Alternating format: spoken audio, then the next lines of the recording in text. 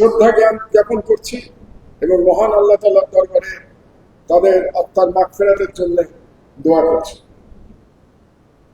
আমি আলোচনাটা একটু অন্যরকম করতে চাই, যদিও আমি আমার আগের শুধু মাসুদের কিছু বক্তব্য শুনলাম, আগের আলোচনা শুনতে পারিনি। আমার গণহত্যার ব্যাখ্যাগুলো একটু অন্যরকম। আমি 28 অক্টোবর দিয়ে শুরু করি। 28 অক্টোবরে প্রত্যেকটা গণহত্যায় কিন্তু বাংলাদেশের রাজনৈতিক সংগ্রাম এবং রাজনৈতিক বয়ানের চরিত্র পরিবর্তন হয়েছে। এই বিষয়টির দিকেই আমি প্রধানত আলোকপাত করি। 28 অক্টোবর যে গণহত্যা হয়েছিল, যে হত্যাকাণ্ড, যে বর্বর হত্যাকাণ্ড হয়েছিল, তার মধ্য দিয়ে যায় সেরকমই 28 অক্টোবর গণহত্যা হয়েছিল। সারা দেশ নীরব ছিল বাংলাদেশ, এবং আমরা টেলিভিশন ক্যামেরার সামনে দেখেছি সেই বর্বর গণহত্যার চিত্র। তো এর মাধ্যমেই আসলে যেটাকে বলা হয় যে অমানবিককরণ, মানে মানবিকতা বাদ দিয়ে সমাজের একটা অংশকে ত্যাগ দিব, তাদেরকে মেরে ফেলার এক ধরনের লেজিটিমেসি ফ্যাসিস্ট রেজিম তৈরি করার প্রথম যে পদক্ষেপ ছিল সেটা ছিল 28 অক্টোবর। তখনও ফ্যাসিস্ট কিন্তু ক্ষমতায় আসে নাই 2006 সালের পরে। তারপর যে গণহত্যা সংগঠিত হলো, সেই গণহত্যা সংগঠিত হলো 2009 সালে পিলখানা হত্যাকাণ্ড, পিলখানার গণহত্যা। পিলখানার গণহত্যায় কি করা হলো? পিলখানার গণহত্যার মাধ্যমে বাংলাদেশের সেনাবাহিনীকে ধ্বংস করে দেওয়া হলো। তার মানে ভারতীয় আধিপত্য, ভারতীয় হেজেমনিকে আটকানোর জন্য যে অতি প্রয়োজনীয় সেনাবাহিনী দরকার, সেই সেনাবাহিনীর মরা ধ্বংস করে দেওয়ার জন্য পিলখানা হত্যাকাণ্ড করানো হলো। আপনাদের এই ইতিহাসের সিলসিলা যেটাকে বলছেন, এই ইতিহাসের সিলসিলাটা একটু বুঝতে হবে। পরবর্তী গণহত্যা কখন হলো? পরবর্তী গণহত্যা হলো যখন মৌলানা দেলোয়ার হোসেন সাইদি ওনার রায়কে কেন্দ্র করে যে গণহত্যা হলো, সেখানে আমার দেশে আমরা তখন নিউজ করেছিলাম যে 2 দিনের মধ্যে 144 জনকে হত্যা করা হয়েছে। 2 দিনের মধ্যে। সেই যে আন্দোলন ছিল, সেখানে যারা শহীদ হয়েছিলেন, তারা শহীদ হয়েছিলেন, কিন্তু তারা বাংলাদেশের বিচার বিভাগের যে অবক্ষয়, সেটা তারা প্রমাণ করতে পেরেছিলেন। এক একটা স্টেজ আমি আপনাদেরকে বর্ণনা করছি যে তাহলে সেই গণহত্যার মাধ্যমে বাংলাদেশে বোঝা গেছিল যে বাংলাদেশের সম্পূর্ণ বিচার ব্যবস্থা ভেঙে পড়েছে। তারপরের গণহত্যা শাপলা চত্বরের গণহত্যা। শাপলা চত্বরের গণহত্যার মাধ্যমে ফ্যাসিস্ট রেজিম এবং ভারতীয় হেজেমনিক পাওয়ার, তারা বাংলাদেশ থেকে ইসলামকে ধ্বংস করতে চেয়েছিল। ইসলাম তো আর ধ্বংস করা যায় না, কিন্তু বাঙালি মুসলমান, এই দেশের 90% মানুষের যে ঐতিহ্য এবং যে ঈমান এবং তাদের ধর্মের প্রতি তাদের যে কি বলবো সারেন্ডার বা ঈমান এবং ধর্মের প্রতি দুর্বলতা, ধর্মের প্রতি তাদের আকর্ষণ, এটাকে ধ্বংস করে দিতে চেয়েছিল। কারণ যদি বাঙালি মুসলমান যারা এই দেশের সংখ্যাগরিষ্ঠ নাগরিক, 90%, তাদের ইতিহাস, ঐতিহ্য, ইসলামিক সংস্কৃতি ধ্বংস করে দেওয়া যায়, তাহলে বাংলাদেশকে শাসন করাটা সহজ হয়ে যায়, বাংলাদেশকে একটা উপনিবেশে পরিণত করা যায়। এই কারণে প্রধানত শাপলা চত্বর হত্যাকাণ্ড, ম্যাসাকার, গণহত্যা, যে নামেই আমরা ডাকি, সেটা চালানো হয়েছে। পরবর্তী গণহত্যা চালানো হয়েছে 2014 এবং 15 গণতান্ত্রিক আন্দোলন। সেই গণতান্ত্রিক আন্দোলনে গণহত্যা চালানোর মাধ্যমে বাংলাদেশকে গণতন্ত্র শূন্য করা হয়েছে।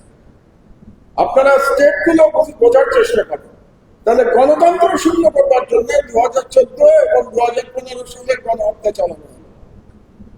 তারপর সর্বশেষ গণহত্যা, সর্বশেষ না, তারপরেরটা 2021 সালে মোদী বিরোধী আন্দোলনের সময়।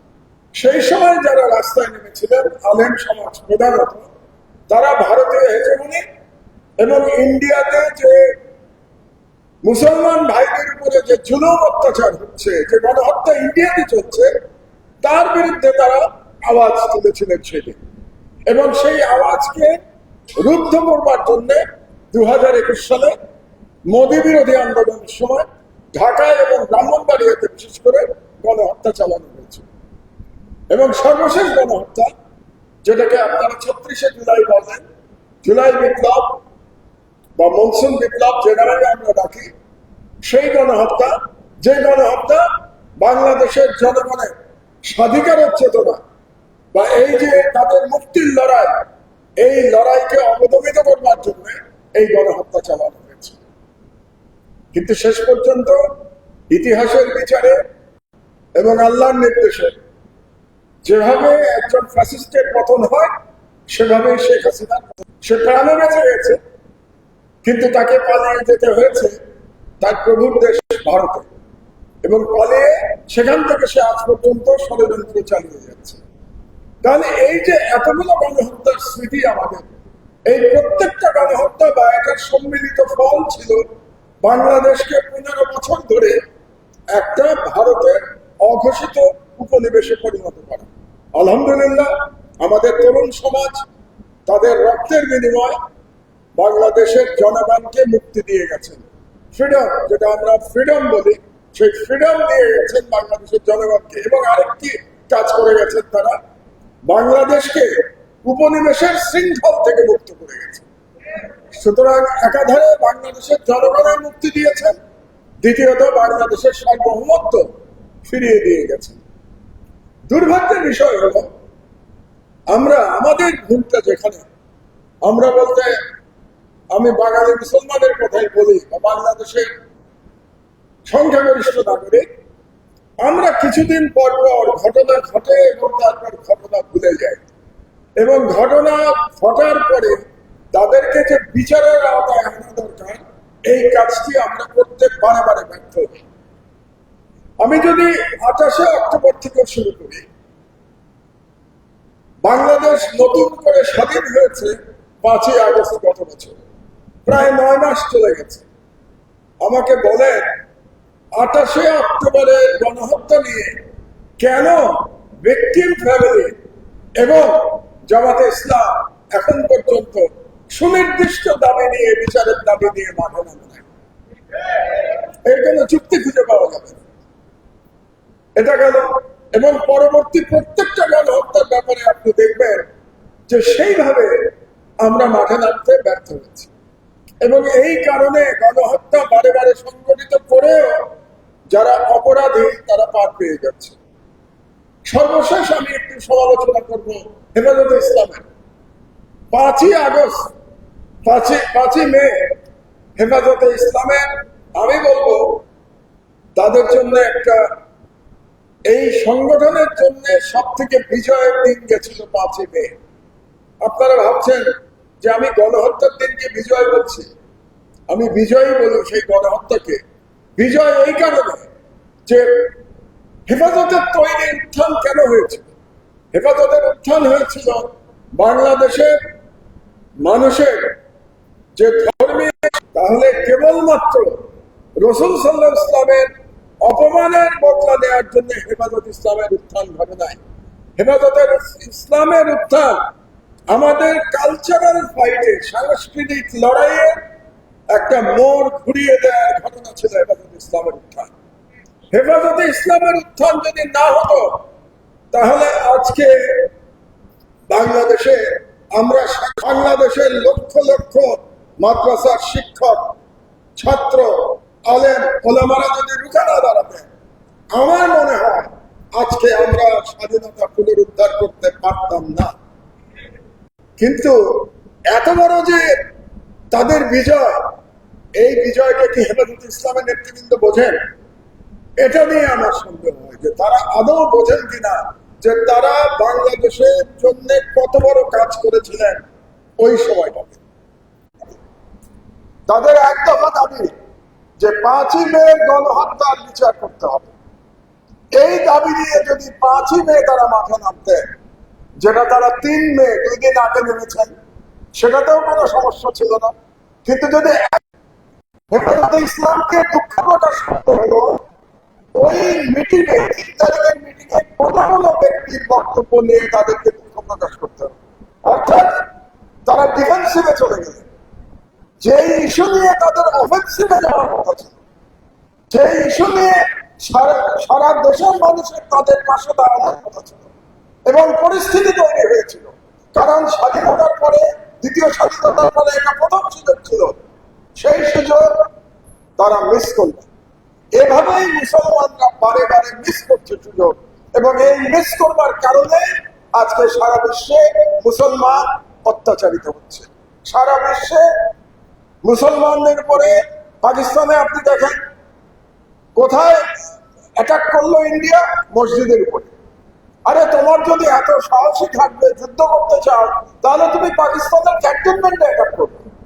যুদ্ধ হবে সেনাবাহিনীর সাথে সেনাবাহিনী, তুমি পাকিস্তান সেনাবাহিনীকে আক্রমণ করবে। কিন্তু তুমি আক্রমণ করলা পাকিস্তানের একজন মসজিদ, এবং সেখানে শিশু নারী সহ তারা শহীদ হয়ে গেল। এর কারণটা হচ্ছে আমাদের ইসলামে, আমাদের মধ্যে অনেকের মধ্যে ইসলামে যে রাজনীতি আছে এটাই তারা বুঝতে পারছেন না। ইসলামের রাজনীতিটা কি? আমি যেটা বুঝি, ইসলামের রাজনীতি হচ্ছে জুলুমের বিরুদ্ধে প্রতিবাদ জানানো। রাসূল সাল্লাল্লাহু আলাইহি ওয়াসাল্লাম জুলুমের বিরুদ্ধে প্রতিবাদ জানিয়েছিলেন, তিনি এলিটের বিরুদ্ধে প্রতিবাদ জানিয়েছিলেন। আমরা প্রতিবাদ সুশীল। রাসূল সাল্লাল্লাহু আলাইহি ওয়াসাল্লামের প্রতিবাদ কার বিরুদ্ধে ছিল? কুরাইশদের বিরুদ্ধে ছিল। কুরাইশরা সেই সময় এলিট অফ মক্কা, তাদের বিরুদ্ধে দাঁড়িয়েছিলেন গণমানুষের বক্তব্য দিয়ে, তাদের বিরুদ্ধে দাঁড়িয়েছিলেন তিনি সাম্যের বক্তব্য দিয়ে দাঁড়িয়েছিলেন। তার মানে ইসলামের প্রধান রাজনীতি হলো আমার, কিন্তু তারা করতে পারে নাই, তারা বুঝতে পারে না। সুতরাং আমরা আর কতবার ভুল করব? এখন তাদেরকে ইসলামিস্ট বলাটা খুব সহজ হয়ে গেছে, এক্সট্রিমিস্ট বলা খুব সহজ হয়ে গেছে, নারী বিদ্বেষী বলা খুব সহজ হয়ে গেছে। অর্থাৎ তাদেরকে এখন ডিফেন্ড করতে হচ্ছে, তাদেরকে বলতে হচ্ছে না আমি এক্সট্রিমিস্ট না, আমি নারী বিদ্বেষী না। আপনি যে মুহূর্তে ডিফেন্সিভে যাবেন সেই মুহূর্তে রাজনৈতিক ভাবে আপনি পরাজিত হয়েছেন। কাজেই আমি বলবো আপনারা আল্লাহর রাস্তে আপনারা একটু বৃহত্তর চিত্রটা দেখার চেষ্টা করুন। এই ক্ষুদ্র ক্ষুদ্র দাবিতে সীমাবদ্ধ না থেকে বৃহত্তর যে লড়াই, ইসলামের সাম্য প্রতিষ্ঠার যে লড়াই, সেই দিকে থাকার চেষ্টা করে। নারীবাদীদের তো অনেক কথাই বলা যায়, একটি কথা বলাই যথেষ্ট। সেটা কি জানেন? আপনারা কি ভুলে গেছেন যে বাংলাদেশে যিনি 15 বছর ধরে ফ্যাসিজম কায়েম করেছিলেন তিনি একজন নারী ছিলেন, তাই না? নারী ছিলেন তো তিনি। কাজেই এই বিষয়টা মনে হয় যেন আমাদের কেন মাথার মধ্যে নাই যে এই ফ্যাসিজম কে কায়েম করেছিল বাংলাদেশে। তো যাই হোক, ওই বিষয়টা আমার আজকের বক্তৃতার বিষয় নয়। আমার বক্তৃতার বিষয় হচ্ছে এই প্রত্যেকটা গণহত্যার বিচার হতে হবে। আজকে এখানে জামাতে ইসলামের একজন তরুণ কিন্তু ইনফ্লুয়েন্সিয়াল নেতা উপস্থিত আছেন, হেফাজতে ইসলামের খুবই ইনফ্লুয়েন্সিয়াল নেতা উপস্থিত আছেন, যিনি আমার সঙ্গে 2013 সালে এই হেফাজতের ইসলামের উত্থানে একসাথে কাজ করেছেন, তিনি আজকে উপস্থিত আছেন। তাদের সবাইকে আমি বলবো আপনারা আর সময় নষ্ট করবেন না। আপনারা প্রত্যেকটি গণহত্যা দাবি নিয়ে যৌথভাবে কিংবা আলাদাভাবে, যেটা আপনারা ভালো মনে করেন, মাঠে নামান। আপনাদের হাতে সময় কিন্তু মাত্র 1 বছর। 1 বছরের মধ্যে একটা রাজনৈতিক সরকার ক্ষমতায় আসবে। সেই রাজনৈতিক সরকার কে হবে, কারা হবে আমরা জানি না, এবং সেই রাজনৈতিক সরকার কি ইসলামের পক্ষে থাকবে নাকি ভারতের দাবেদারি করবে আমরা তাও জানি না। কিন্তু এই 1 বছর জনতার একটা অধিকার আছে। এই 1 বছর বাংলাদেশের জনগণ বলবে যে এই সরকার আমাদের রক্তের বিনিময়ে প্রতিষ্ঠা হয়েছে, কাজে এই সরকারের উপরে আমাদের অধিকার আছে, রক্তের অধিকার আছে। কাজে এই 1 বছরের মধ্যেই কিন্তু এই গণহত্যাগুলো বিচার অন্তত শুরু হতে হবে। দুর্ভাগ্যবশত সেই বিচার এখনো আপনারা শুরু করতে পারেন না। তো কাজে আমার সর্বশেষ আহ্বান থাকবে আপনাদের প্রতি, আপনারা হেফাজত ভালো করেছে যে তারা একটা তালিকা দিয়েছে, তাদের কাছে আপাতত তালিকা গত 93 জনের কোথায় তালিকা দিয়েছে। এই 93 জনের যারা আপনজন ভিকটিম, তাদের ফ্যামিলি এবং হেফাজতের পক্ষ থেকে ইমিডিয়েটলি মামলা করা উচিত। একইভাবে 2006 সালে 28 অক্টোবরের জন্য যারা ভিকটিম এবং দলীয়ভাবে জামাতের উচিত এগুলো মামলা করা। একই সিলসিলার বিচারটা এখন হচ্ছে, জুলাই গণহত্যার বিচার হচ্ছে। তার আগে মোদী বিরোধী আন্দোলনে যারা শহীদ হয়েছে তাদেরও উচিত বিচারের জন্য ব্যবস্থা নেয়। এবং আপনারা যদি সম্মিলিতভাবে সরকারের উপর চাপ সৃষ্টি করতে চান এবং এই ধরনের কোনো উদ্যোগ গ্রহণ করেন, তাহলে সেই উদ্যোগে আমি ব্যক্তিগতভাবে আপনাদের পাশে থাকবো। এই কথাটা বলে আমার বক্তব্য শেষ করছি। আশা করি আল্লাহ বাংলাদেশকে যে আবার